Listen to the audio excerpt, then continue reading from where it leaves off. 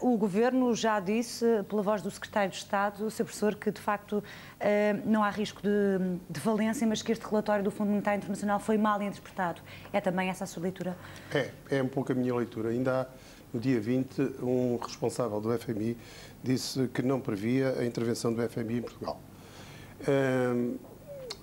É evidente que os relatórios do FMI despletam sempre situações relativamente a Portugal, porque foi depois de um relatório do FMI que o rating da República se degradou. E as agências de rating, o Fundo Monetário Internacional, o Financial Times, o Wall Street Journal, quer dizer, há aqui uma série de entidades que vão fazendo alguma opinião nos mercados e fazem a opinião que é determinante, não é? E naturalmente, que da parte do Fundo Monetário Internacional, a intervenção do Fundo Monetário Internacional em Portugal nos anos 80 foi positiva. E Portugal, de facto, conseguiu recuperar. Mas os instrumentos que foram usados na altura não podem ser usados hoje. Portugal não pode desvalorizar a moeda, não pode subir taxas de juros. Portugal não pode apenas, o único instrumento que na política económica Portugal tem é a política orçamental. É aquela que está a ser usada. Mas seja, no passado, o Sr. Professor está a dizer que a entrada do FMI em Portugal teve até resultados apreciáveis. Veja-se o que se passa na Grécia. O Fundo Monetário Internacional, enfim, por recurso da Grécia ao Fundo de Estabilidade, não é? Da facilidade de 250 mil milhões, que a Grécia utilizou cerca de 100 mil milhões, em que 2/3 é da União Europeia e 1/3 é do FMI, a 5%. Esperava-se que, de facto, a especulação nos mercados relativamente à emissão de dívida soberana da Grécia tivesse baixado os juros. Juros que chegaram a atingir 12%, não é? E tem estado ultimamente a 9%, 10%. Portanto, é isso que nós devemos olhar o que é que se passa, porque a Grécia vai à frente de nós neste processo. E os efeitos práticos para já têm sido poucos, não é? Os efeitos práticos têm sido poucos, quer dizer, a Grécia está num ajustamento violentíssimo, nós temos um ajustamento relativamente mais moderado, apesar de tudo, apesar de haver inocentes, digamos assim, que são os desempregados, que são aqueles que sofrem cortes de ordenados, são os inocentes desta crise. Os culpados, talvez nós nunca saibamos quem são os culpados. Mas o que é certo é que Portugal, apesar de tudo, está num ajustamento relativamente mais moderado do que a Grécia, até do que a Espanha e a Irlanda, e seria de esperar que os mercados olhassem para os esforços que a República, não só o Governo, mas, portanto, no próprio Parlamento foi aprovado este orçamento. Se calhar mais do que planos procuram ver resultados, não é? E acha que duvidam de alguma forma da capacidade do Governo português em executar este orçamento? Não há nenhuma razão para duvidar, porque o Governo português já reduziu o déficit em 2007 e 2008 abaixo de 3%. Portanto, eu acho que há uma determinação evidente de reduzir o déficit. As medidas são dolorosas, não é? As medidas são dolorosas. Muito o IVA dolorosas. A 23%, reduzir os salários na função pública, tirar os abonos de família a tantas... Isto são medidas muito duras. E, portanto, também revelam que são medidas muito duras, impopulares, presumivelmente necessárias, e há um consenso nacional relativamente à necessidade disso, elas também têm, com certeza, que vão atingir objetivos. E os objetivos, eu acredito que o déficit vai naturalmente baixar, e não vejo porque é que os analistas, os economistas, têm alguma dúvida quanto a isso. As medidas são tão dolorosas, o déficit vai efetivamente baixar. Perguntava neste momento, acha que então a única hipótese é mesmo primeiro arrumar a casa no que toca às contas públicas e depois então pensar na questão? Quer dizer, aqui há as questões conjunturais, e do que estamos a falar são de questões conjunturais. E depois há a estrutura económica. E nós temos que resolver, o Presidente da República agora referiu que nós temos que mudar de modelo económico. Nós chegámos, é como se tivéssemos atravessado o oceano e chegámos agora a soluções novas. Nós temos que encontrar soluções novas para o país. Soluções de futuro. Eu não estou a falar das soluções conjunturais de um ano para o outro, orçamentais. Nós temos que encontrar um país que realmente encontre outras formas de estar no mundo. O modelo macroeconómico. O modelo macroeconómico tem que ser alterado radicalmente. Professor, pegando nesta última intervenção e também algumas críticas já focadas por outros telespectadores, a instabilidade política, a verdade é que também nestas coisas não ajuda nada. Sim, a economia portuguesa, o país precisa de facto de consensos fortes e de lideranças determinadas a levar o país, a tirar o país desta situação. Eu estou em crer que sim, como aliás eu acho que a generalidade dos telespectadores vai nesse sentido, que nós façamos aquilo que temos que fazer, não é? e, portanto, é isso que se espera. Houve aqui comentários relativamente a uma economia da agiotagem.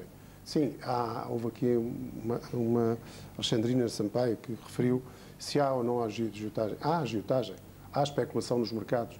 Esse é o problema. E não há forma de travar isso? A União Europeia não devia unir-se no sentido de travar esses ataques especulativos? Claro, a zona euro era suposta ser um escudo contra os ataques especulativos contra as dívidas soberanas.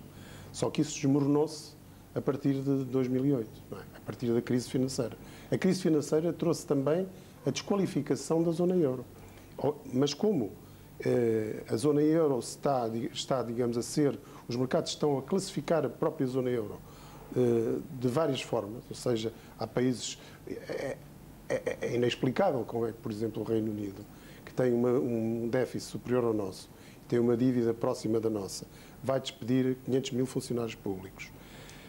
Os mercados não castigam o Reino Unido. A dívida soberana do Reino Unido continua a classificar. Claro que não pertence à zona euro. E isso é uma diferença substancial. Mas tem a Libra, que é uma moeda de referência. E o Reino Unido está com spreads equivalentes aos da Alemanha.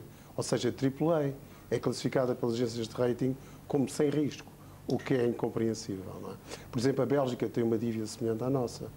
Quer dizer, e também não se compreende porque é que continua a ser AAA. Ou seja, há alguma coisa nos mercados de muitíssimo estranho. Os mercados não funcionam, os mercados não são eficientes, nem completos. Mas temos aqui as agências de rating com um poder desmesurado que devia de alguma forma ser controlado?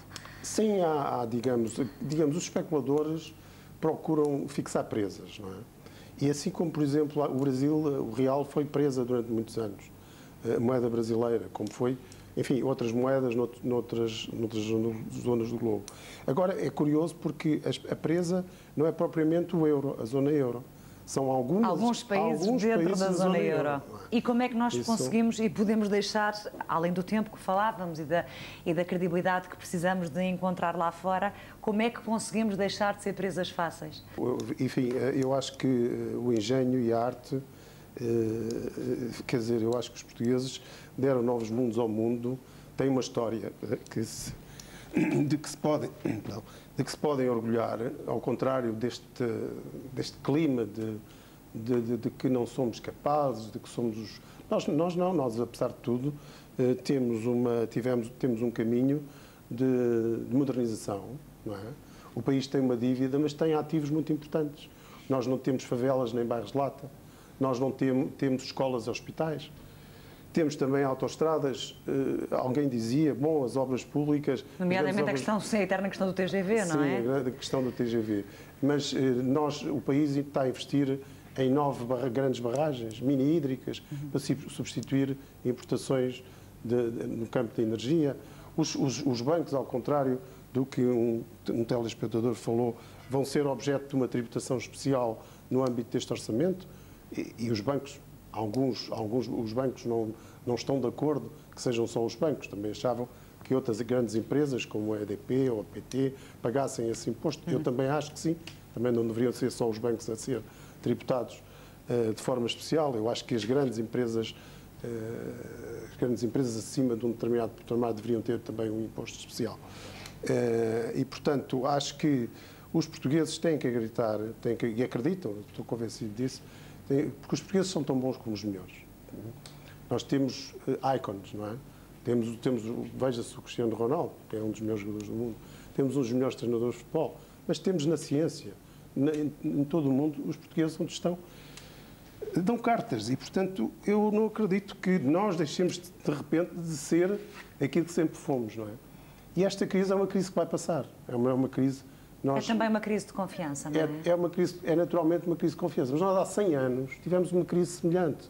O fontismo e as obras públicas trouxeram um excesso de dívida e que trouxe uma crise financeira ao país. E o país ultrapassou isso. E, portanto, também acredito que desta vez vamos conseguir ultrapassar sem ajuda externa, não é? Não sei, com ajuda externa, porque nós vamos precisar de ter...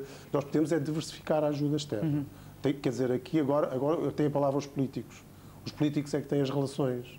Os políticos é que enfim, estabelecem as soluções e procuram as soluções. E eu acredito que os políticos em Portugal estão à procura dessas soluções. Para finalizar, temos apenas um minuto. Partilha, professor, desta última intervenção. Sem dúvida, porque de facto há aqui um problema. Nós, só para para dar alguns elementos de esclarecimento. Nós, na entrada da moeda única, o euro em 2000 estava na paridade com o dólar, ou seja, valia exatamente a mesma coisa que o dólar. Em 2002 valia 0,8, portanto valia menos que o dólar, e hoje vale 1,4. Isto tem, obviamente, que o processo de recuperação das exportações que o telespectador colocou aí muito bem na Europa de facto é dificultado por isso, ou seja, o euro está sobrevalorizado. E nós, a Irlanda, etc., não temos nenhuma maneira de fazer com que o euro baixe. Ou seja, porque há uma política do Banco Central Europeu, digamos, há uma política europeia, podemos dizer que é uma política europeia de sobrevalorização do euro. Obviamente que isto até é contrário ao que outros países estão a fazer. Os Estados Unidos, pelo contrário, estão a tentar desvalorizar o dólar para conseguir recuperar. Estão a pôr toda a lenha no assador, como costuma dizer. Estão a injetar moeda em grandes quantidades, o quantitative easing, e estão a desvalorizar o dólar, como também o Japão está a desvalorizar o iene. Ou seja, as economias estão a tentar, por essa via, por desvalorização da moeda. Nós não podemos fazer isso. Não podemos fazer isso. E nós não podemos, infelizmente, continuar a nossa conversa. Somos sempre reféns do tempo. Está a acabar. Professor Jorge Landeiro Vaz, muito obrigada pela análise neste Opinião Pública.